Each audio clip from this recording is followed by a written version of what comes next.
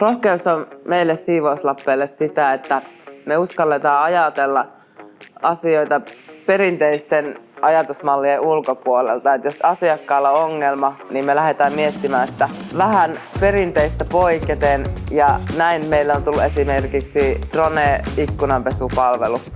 Rohkeus on myös uskallusta ottaa riskejä ja uskoa siihen omaan toimintaan ja kykyyn oppia. Me halutaan näyttää, että vaikka me ollaan vähän pienempi yritys, niin me pystytään olemaan siellä teknologian uusissa tuulissa mukana.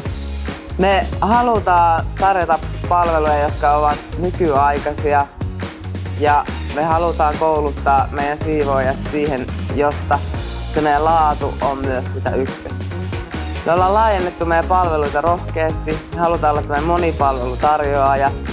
Ja me halutaan myös, että meidän työntekijät näkyvät tuolla katukuvassa ja voivat näkyä asiakkailla. Me ollaan ylpeitä meidän työstä.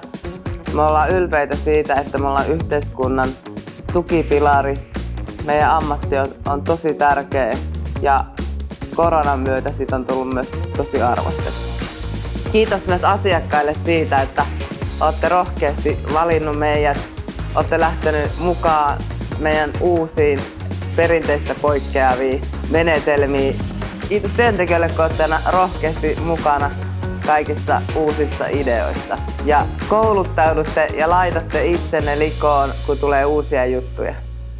Yes, kiitos.